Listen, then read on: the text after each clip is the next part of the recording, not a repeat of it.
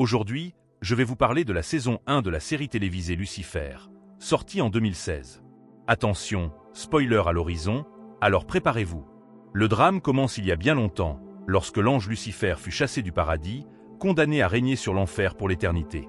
Ce seigneur de l'enfer, connu sous le nom de Satan, resta dans son royaume infernal, torturant sans relâche les pécheurs.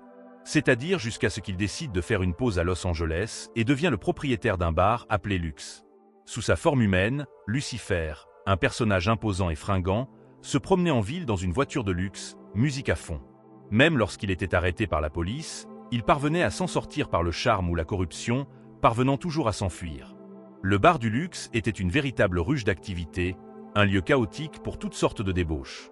Cependant, Lucifer n'était pas seul dans cette aventure terrestre. Son fidèle protecteur et punisseur, Maz, était là avec lui. Désormais simple barman du luxe, Maz s'attendait à ce que Lucifer sème le trouble sur terre, mais il était simplement en vacances. Tandis qu'elle boudait à ce sujet, le ciel envoya l'ange Amnadiel pour convaincre Lucifer de retourner en enfer afin de gérer correctement les démons et les âmes damnées. Lucifer était trop occupé à profiter des plaisirs terrestres pour y penser.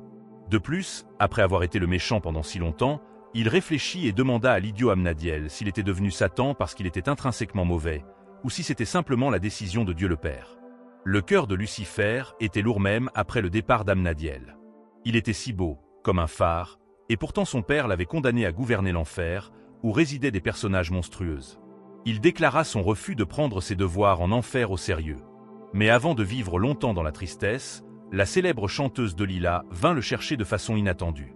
Delila était une habituée du bar et Lucifer, reconnaissant son potentiel, lui présenta un producteur de musique louche. Son ascension vers la célébrité fut fulgurante, mais sa vie devint rapidement chaotique avec ses abus de substances, son comportement risqué et une liaison intermittente avec le producteur louche, y compris un mariage abandonné. Le scandale semblait la suivre. Lors des récents Grammy Awards, le producteur a tenté de raviver leur relation. Delila a été anéantie lorsqu'elle a appris que le producteur prévoyait d'épouser un mannequin ce week-end-là. Elle s'est sentie complètement ratée et s'est demandé si elle n'avait pas fait un pacte avec le diable par inadvertance. En entendant ces déclarations, Lucifer trouva l'idée amusante, car son âme coquette et son corps malodorant n'intéressaient pas Satan lui-même. Ses faux pas étaient de sa faute. Ne voulant pas voir Delila se perdre, Lucifer, la personne même qui avait lancé sa carrière, l'encouragea sincèrement à se relever. Prenant ses paroles à cœur, Delila a promis de changer de vie. Mais, par un tragique coup du sort, elle a été abattue l'instant d'après. Enragé par cette perte, Lucifer a juré de trouver le coupable. Cependant, la fuite du meurtrier a été interrompue par un accident de voiture, et Lucifer a dû affronter le tueur à gages mourant, qui n'a pas pu révéler l'identité de son patron avant de succomber à ses blessures.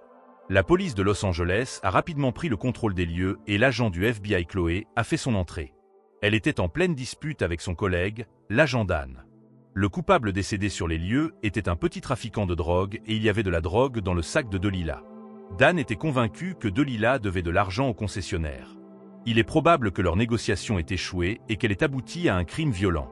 Chloé a cependant remarqué quelque chose d'inhabituel au sujet de la montre en or au poignet du trafiquant de drogue. Elle a interrogé un témoin, Lucifer, apprenant que le trafiquant effectuait simplement un travail rémunéré. Le trafiquant avait ouvert le feu, mais pourquoi Delila était-elle ciblée alors que Lucifer était indemne? Cette question a piqué la curiosité de Chloé. Lucifer a avoué qu'il était en réalité Satan et a fait remarquer que Chloé lui semblait familière. Chloé a pris cela comme une simple tactique de flirt de la part de Lucifer et l'a ignoré, mais l'a averti que l'affaire était close. Lucifer a décidé de trouver le coupable lui-même, en suspectant d'abord le producteur, puisque Delila lui avait manqué de respect à plusieurs reprises. Lucifer s'est incrusté au mariage privé du producteur, où le producteur avait peur de Lucifer et ne voulait pas le regarder dans les yeux, insistant sur le fait qu'il n'était pas le meurtrier. Il a suggéré un nouveau suspect, un rappeur que Delila avait largué. La rumeur disait que le rappeur avait giflé Delila et était accompagné d'individus armés, ce qui en faisait un suspect probable. Bien que le producteur lui ait fourni une piste, Lucifer n'a pas manqué l'occasion de l'agacer. Il a persuadé la mariée de révéler qu'elle avait couché avec ce vieil homme et l'avait épousé uniquement pour son argent. Lucifer se précipita vers la maison du rappeur, le suspendant la tête en bas d'une main. Le rappeur lui livra rapidement un nouvel indice. Delila avait une liaison avec une superstar mariée, mais seule Linda, la thérapeute de Beverly Hills, savait de qui il s'agissait. Il savait que Delila rendait visite au docteur Linda sous un pseudonyme au moins 5 fois par semaine. Avant que Lucifer ne puisse partir, l'agent Chloé a fait irruption. Elle avait également trouvé le rappeur, dont les compagnons avaient reconnu Chloé. Lucifer se souvenait qu'elle avait joué le rôle principal dans un film érotique avec une scène notoire de nudité dans une piscine. Une tache noire certaine dans le passé de Chloé. L'enquête privée de Lucifer a agacé Chloé, et comme il évoquait sans cesse le passé de Chloé, elle a décidé de le menotter. Mais les menottes ne peuvent pas retenir quelqu'un comme Lucifer. Il a démontré sa capacité à Chloé, affirmant qu'il avait le pouvoir de faire ressortir les désirs les plus interdits des gens.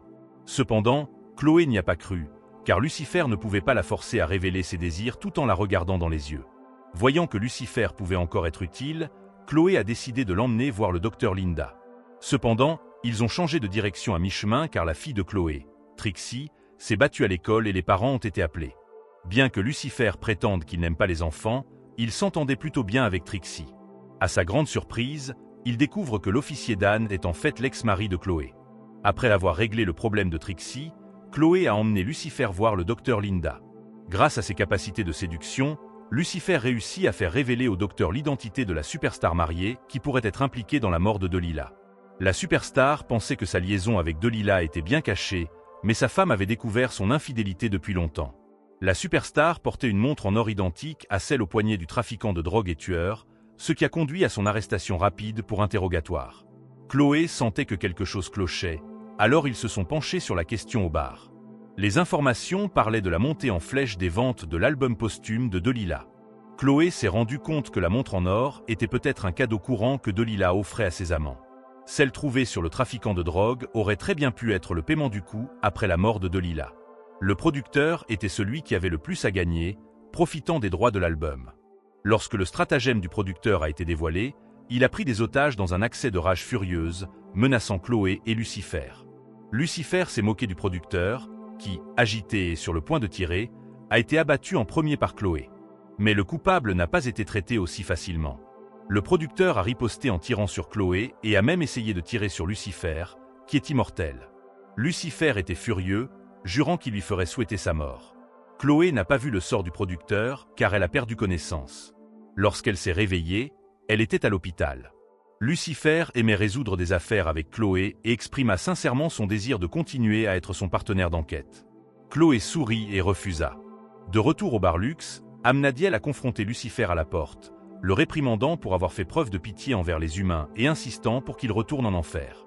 Lucifer l'a fermement refusé. En tant que diable qui réclamerait les âmes humaines, Lucifer a choisi de sauver la vie de Chloé à la place. Mais il n'a même pas compris pourquoi il l'a fait à ce moment-là.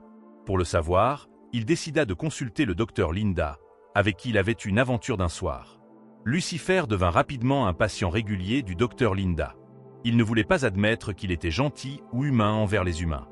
Pour prouver qu'il était toujours très méchant, il fit peur à un escroc se faisant passer pour un prêtre dans la rue. Même si Lucifer a avoué son identité de diable de l'enfer au docteur Linda, elle l'a pris comme une métaphore utilisée par le patient pour décrire ses problèmes, sans suspicion, ou peut-être a-t-elle intelligemment choisi de ne pas trop y réfléchir. Aux yeux du docteur Linda, Lucifer était mal à l'aise, craignant qu'il ne change. Lucifer retourna au bar Luxe. Chloé l'observa discrètement depuis un coin, ayant miraculeusement survécu à un coup de feu. Naturellement, elle était confuse après avoir examiné les antécédents de Lucifer. Elle découvrit qu'il était apparu de nulle part 5 ans plus tôt.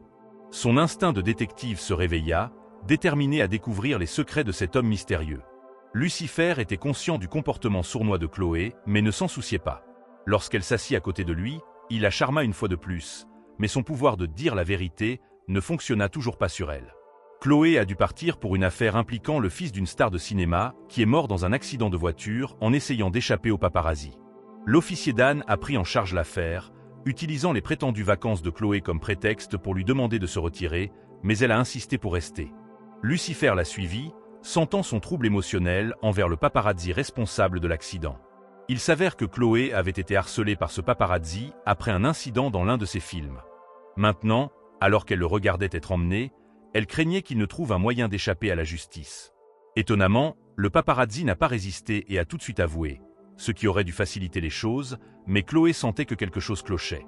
Lorsque Lucifer a essayé d'utiliser son pouvoir pour obtenir la vérité du paparazzi, Dan l'a interrompu. Pourtant, une part de vérité a échappé. Le paparazzi prenait la responsabilité de quelqu'un d'autre. Lucifer était désireux d'aider Chloé dans l'enquête, mais elle était réticente à l'impliquer, surtout après qu'il ait fumé des preuves sur la scène du crime. Lucifer n'insista pas et rentra chez lui pour participer à une séance de yoga hormonal à 3, mettant en valeur son style de vie insouciant. Tôt le lendemain matin, Lucifer fut une fois de plus confronté à la demande d'Amadéal de retourner en enfer.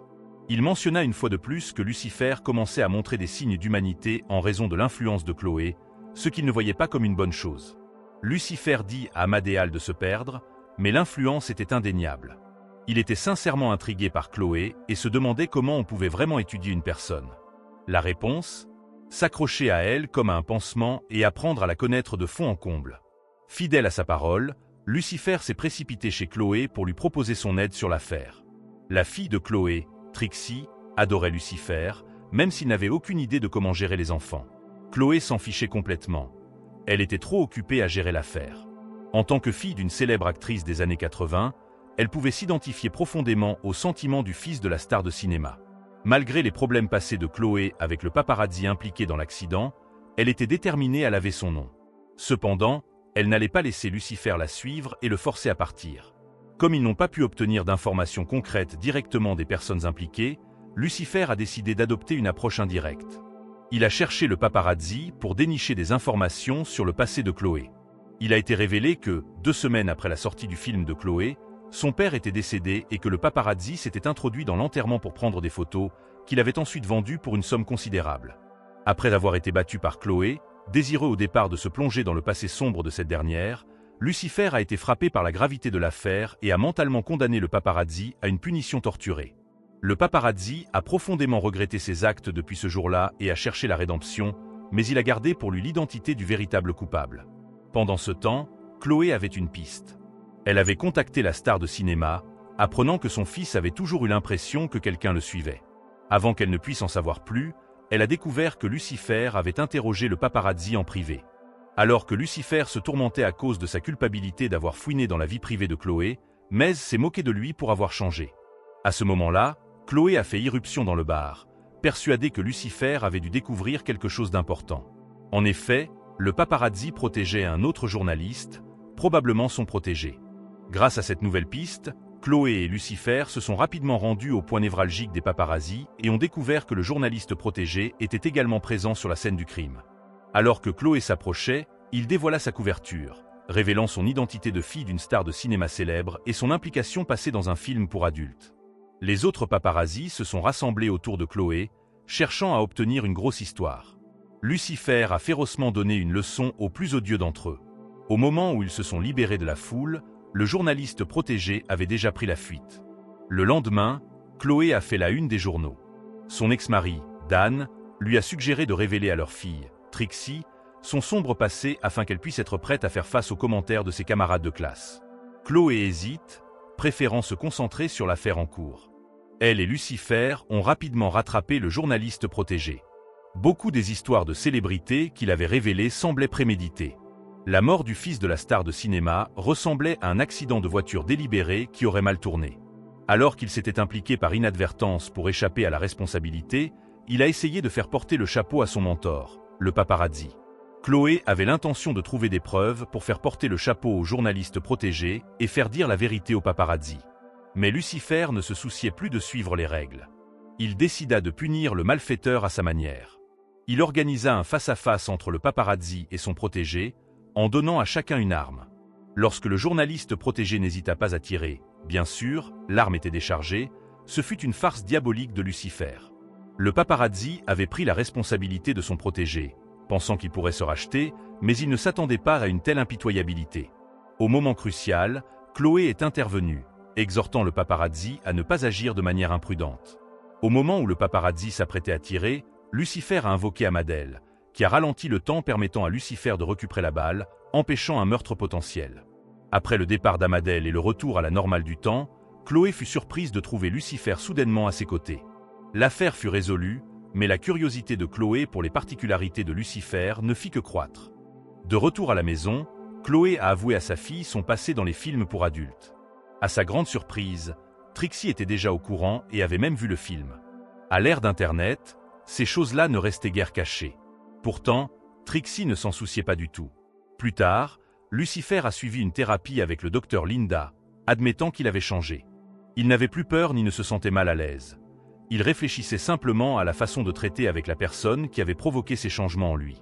Pendant ce temps, Chloé rendait visite au producteur à l'hôpital psychiatrique pour savoir ce que Lucifer lui avait fait exactement. L'homme hurla d'une voix de poulet que Lucifer était le diable en vacances sur Terre.